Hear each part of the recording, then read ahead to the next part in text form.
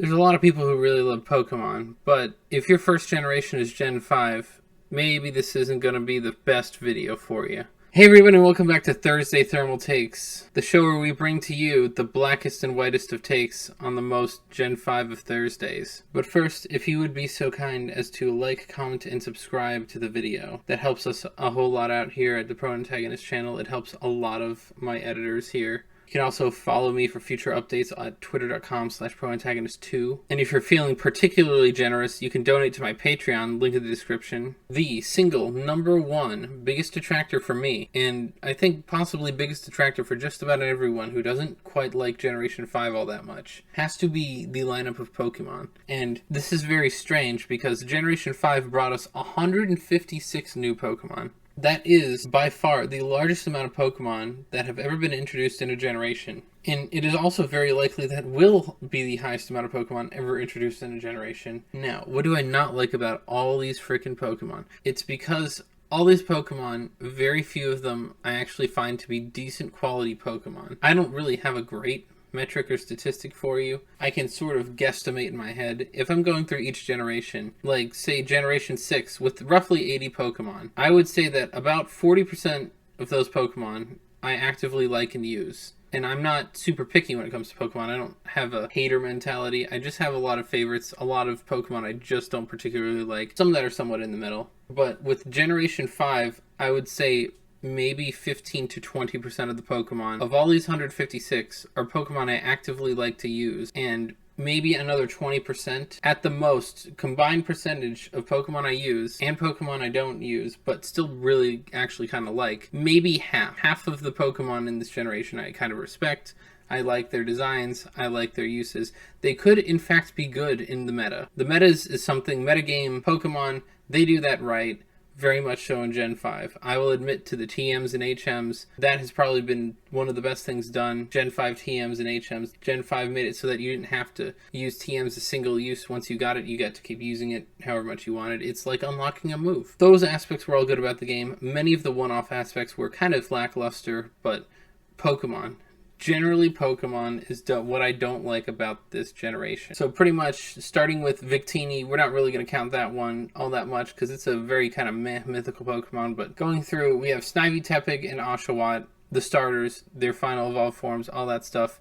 I do generally prefer Snivy because I generally prefer grass types overall, but none of these Pokemon really stood out to me as like the greatest of the starters. Tepig, I actually like pigs. Oshawott I thought was really cute, but once they start evolving enough, I just don't care as much. Serperior is kind of cool, but losing the arms, it just feels like a snake with a somewhat cape type thing.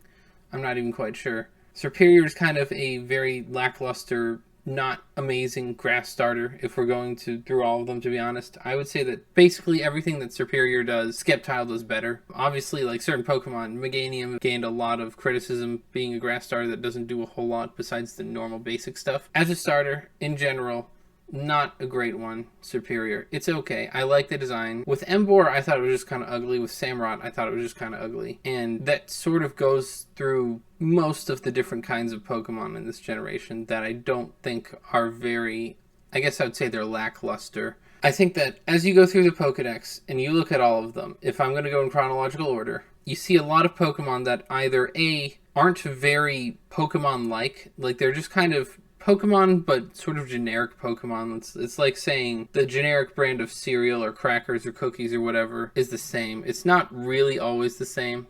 It's a little cheaper. That's supposed to be the catch, but obviously Pokemon Black and White weren't any cheaper. And I feel like, not that I didn't get my money's worth out of it. I think pretty much every Pokemon game, just about with a few exceptions, for the main series, you get your money's worth out of it. I don't feel like that it's up to par with the other generations. The biggest issue, of course, as you keep in mind, Generation 5, Black and White, you could not use any old Pokemon in that game until you beat it and pretty much unlock the post-game, which isn't really huge. I mean, you play through and when you're playing through, you're doing most of the stuff in the game to beat the game, and you only get Generation 5 Pokemon. You don't even get like legendaries pretty much, except for a couple that we'll get into later, and you don't really get a whole lot of decent Pokemon, in my opinion. This is a big one. I know a lot of people are going to have a lot of different opinions. My opinion, Gen 5, not so great. You see a lot of these with Watchog, kind of just weird crack prairie dog, too much coffee. Some people like Stoutland, some people like Liepard. I kind of felt like they're not all that original in some ways. Stoutland maybe more so, but Liepard just kind of feels like a new take on Meowth and Persian, Purloin and Liepard. We get the monkeys. I hated the elemental monkeys. The Pans and the Simmies, they're kind of terrible. I don't think that they're very interesting in design, and they're not good to use through a playthrough. I did actually really like Musharna. I wasn't a big fan of the bird. I thought the bird was very plain, just kind of looks like a pigeon. P-Dove is the Pokemon, but it just kind of looks like a pigeon. I guess sort of like a dove, not really, but just really kind of like a bland pigeon. You get Blitzel and Zebstrika. I would say the big thing about these is that it's basically Ponyta if you were to make Ponyta an electric type. This should have just been Unova and Ponyta before they did regional variants in Gen 7 and all that. Gigalith, it's okay, the Roggenrola line.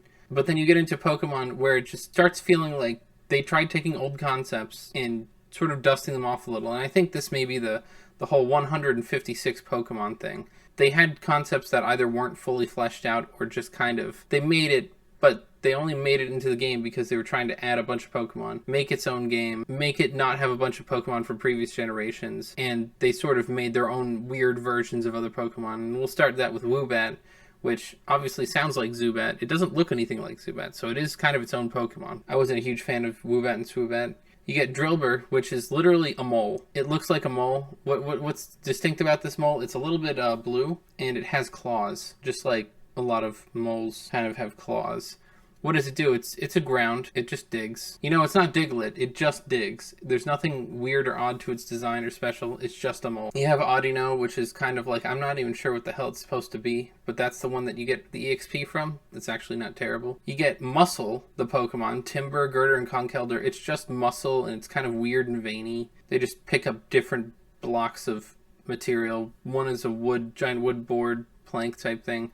One is a steel girder, and then the other one are pillars. And I'm not sure why the steel girder is in the Pokemon in the middle and not at the end. I would think that being hit by steel girder was worse than being hit by a pillar. We get Timpole, the Seismitoad line. That's basically just Poliwag, but worse. We get Throw and Sock, which are just kind of generic red and blue muscle dudes. You get your normal, your bugs, grass types. I actually do really like Whimsicott. Just gonna, as an aside, I do like Whimsicott quite a bit. One of my favorite Pokemon to come out of that generation. You get plain fish called Basculin. And you do get Basculegion about like 10 plus years later in the form of an evolution that may or may not even be in other games going forward. You get Basculin, and Basculin's kind of boring. I mean, it's just a bass kind of mixed with a Piranha, and it doesn't really have all that much intrigue or interest. It's kind of the worst Pokemon. I think there are a lot of the worst Pokemon as I thought of as going through here. Just kind of terrible. You get the Cactus Maractus, who is kind of like not as good of a cactus as Cacturn, which was actually really cool and usable. You just kind of get weird flowery cactus that doesn't do much. You get Dweeble, and Dweeble, I guess, Dweeble and Crustle, I guess it's Dwebble, but Dweeble, whatever. I think they're cool, but not really that cool. They have Sturdy, and it kind of makes them a pain to deal with. There are Pokemon, of course, that I like Scrafty and Cofagrigus. Kind of the dark Pokemon usually are the more interesting Pokemon Generation 5, the darker kind of trending ones. Not necessarily dark type specifically, but dark, ghost, that kind of thing. You get the fossils in this game that are kind of boring. I mean, it just kind of looks like a generic-looking Aerodactyl monster thing, Archeops. You get generic-looking kind of rocky turtle thing, Caracosta. You get some decent ideas and designs. You have Zoroark, that's a pretty standard Pokemon now. You have Gothitelle, it's kind of interesting, I guess. Maybe some people don't like it. You have the Cell Pokemon, Solosis. Kind of an intriguing design, but it feels like a not quite fleshed out concept almost in a way. You get the worst Pokemon possibly on here, Ducklet. What is it? It's a duck. It kind of reminds me of Quaxley, as I'd mentioned back in my Pokemon trailer review thing for Scarlet and Violet. Ducklet is just a duck. It's not even as cool as Quaxley. It's just a duck. It sits there. It's colored blue. It's water, because ducks sit in water, and it flies, because it's a bird, so flying, water flying, it's a duck. There's literally nothing else to say about the Ducklet other than It's a Duck. And we had It's a Duck before, and It's a Duck was better. It was called Psyduck. It had character, it had personality, it had charm, it had an evolution. This one has an evolution too, called Swanna. What is it? It's a swan. Any particular design? Nah, it just kind of looks like a swan. Have any interesting colors? I mean, it's kind of bluish. It's a swan. You know, it's a water type because swans like to go in the water, and flies because the bird, so it's a flying type, but just kind of a swan. We have, of course, one of the secondary issues I have with Generation 5. Pokemon that are good, that I actually like. I really thought they were a cool design. We have Ice Cream Cone, Vanillite, and part of what you're thinking is ice cream. You know, it's a cute ice cream cone, but it's just ice cream. It's not your average vanilla ice cream cone, though. The whole cone is made out of ice, which is really cool. I like ice types, and this is kind of a good basic ice type Pokemon. Then you have Vanillish, which is just sort of a medium. You know, you get the middle form.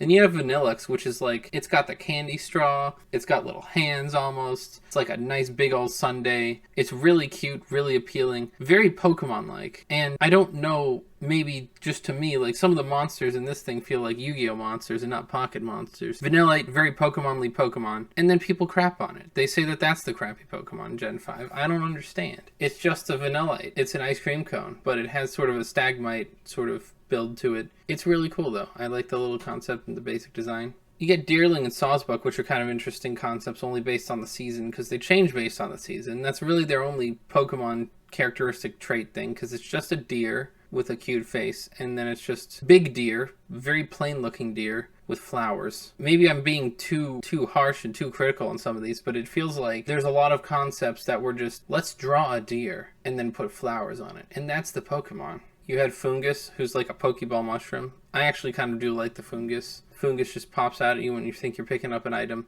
That's actually pretty cool.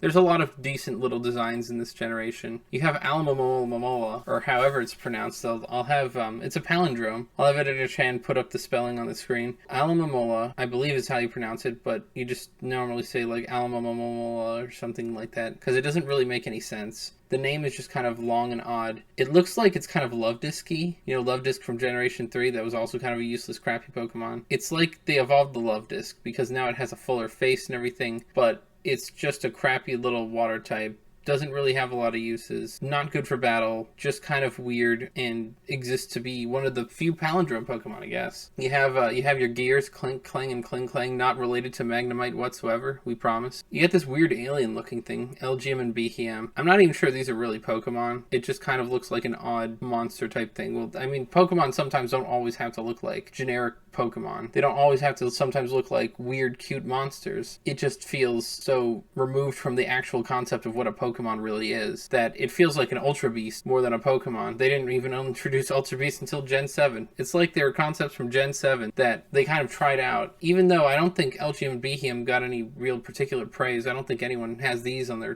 top 10 list. Maybe they just figured they'd decide to actually do it, you know? You got the Litwick. Litwick is probably one of my favorite Pokemon. It is very basic candy, but then it evolves into, you know, a lamp and then a chandelier. Very cool, very decent Pokemon design. There weren't Pokemon like it that existed beforehand. And here's another one. We have Cubchoo and Beartic. This is one of my least favorite Pokemon evolution lines of all time, because they took a plain kind of looking bear. You know, Cubchoo is just a bear with snot. Kind of icy, you know, it's an ice type. But the snot isn't ice. It's not like an icicle snot. It's just a weird snot thing hanging off its face. Kind of gross, honestly. Not really sure what they were doing with that. Not really sure why anybody liked that. And then you get Beartic, who's just kind of like weird, like fur tuft on the crotch and drooling icicles like it's a mad bear, but it's just kind of a bear. We had Teddiursa and Ursaring. Those were at least bears. I mean, even though Teddiursa and Ursaring weren't like the best designs on planet Earth, we had bears that didn't look stupid and annoying. You have Cryogonal, which is just a giant snowflake mask. Maybe it belongs on a college campus, who knows? You get Stunfisk, who's a great Pokemon. It's a mudfish, but it just kind of sounds like a fart. Like, a lot of these Pokemon can be underwhelming sometimes. Dredagon, another example. Very big, very dragony. Looks like kind of a generic dragon. Not really Pokemon-ly. Does Dredagon evolve into anything? No. Is it really useful for anything? Not really. I mean, I guess if you wanted to battle with it, it can battle. It's not like Alomomola that just does Aqua Ring and dies. You know, just kind of plain looking dragon. At least they have other good dragons in this generation. You get Bouffalant, which is just kind of Buffalo Tauros. You know, it's a normal type. Doesn't have any sort of evolutions, just kind of just giant buffalo. Not really anything special to it. It has some rings on its horns. You have Heatmore, which I don't even know what the hell. Like this is a Pokemon I think I did in my Akinator video. Very odd, very kind of like weirdly shaped. I'm not sure what all the weird tubes on it are. A little off-putting. Definitely a new and unique design. And then finally, some of the legendaries in this game, you get Thundurus, Tornadus, and Landorus, which are just kind of like these weird genie on a cloud looking things that don't have legs. They just have torsos, arms, and a weird kind of fangy face. They're not really that appealing to look at. They have their Therian forms or whatever that came later. Made them just kind of animal shaped, but they're just 3 clouds and they're not all that interesting. And you have to have one in one game, one in the other game. They're version exclusive. And then if you have both of them on the same game, you can get Landorus. So you can trade Thundurus and Tornadus, whichever copy you didn't have, and you could have Landorus. And they're all just kind of weird cloud dudes. These are the legendary Pokemon they're bringing out. They also got the Swords of Justice. They've got Cobalion, Terrakion, and Virizion. I mean, they're not terrible designs, but for legendaries, I think they kind of underwhelm. Their cool thing really is Sacred Sword. They all have the ability Justified. They're kind of like these cool guardian things, but a little bit lost on me for a legendary Pokemon. I mean, I'll admit that even Generation 4 had some lackluster legendaries. Generation 5, not a whole lot. Really the icing on the cake for this one. They have 2 Pokemon that seem like Yu-Gi-Oh monsters. Honestly, one of them is a Blue Eyes White Dragon and one is a Red Eyes Black Dragon. And they're not all that crazy in terms of design. They're just kind of weird, sort of sharp edge, somewhat angular, somewhat, I don't know. Not really a lot to say about them in terms of design. If I were to describe them, I'd just say white dragony looking thing with a giant tail that lights up when it gets thundery, and then the black one is just giant black dragon with a tail that lights up when it gets fiery, or really the opposite actually. Part of the weird thing with Black and White, Pokemon White had Zekrom, the black dragon, and Pokemon Black had Reshiram, the white dragon, and so that was also a little bit of confusion, but I mean that's kind of keeping you on your toes, you know. Pyram, of course, becomes more relevant in the Black and White 2 sequels, but kind of a not fully fleshed out concept and felt kind of odd and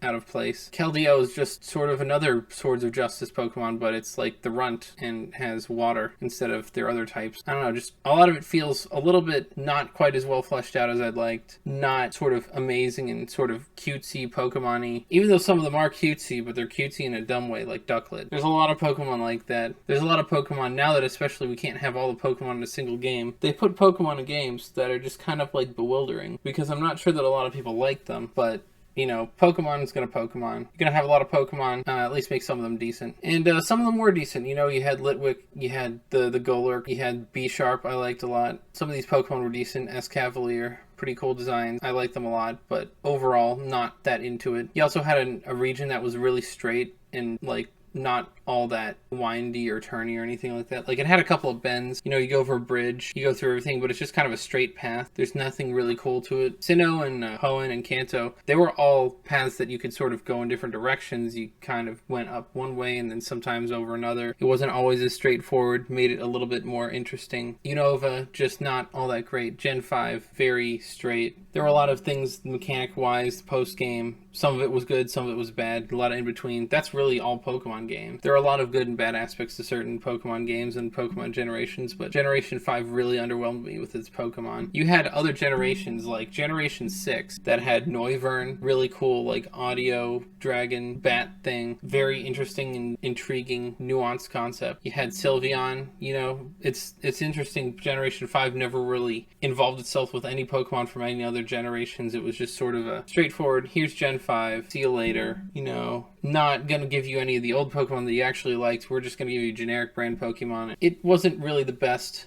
I don't know if I'm alone on that. I don't know if there's a lot of people that agree with me. I just know that it's a very interesting discussion when you have it with your friends. You know, what Pokemon do you like? Usually there's a lot of disagreement, fair amount of agreement. What Pokemon types people like are usually different, but I don't know that Gen 5 really wowed a lot of people. Maybe I'm wrong. Maybe this is a really thermal take. If you liked what you heard, leave a comment. If you don't like what you heard, leave a comment. Leave a like or a dislike. Both are fine. I like getting feedback and criticism. I can see the number of dislikes, even though you can't. Definitely subscribe, ring the bell for notifications, follow me, donate, and I will see you next Thursday.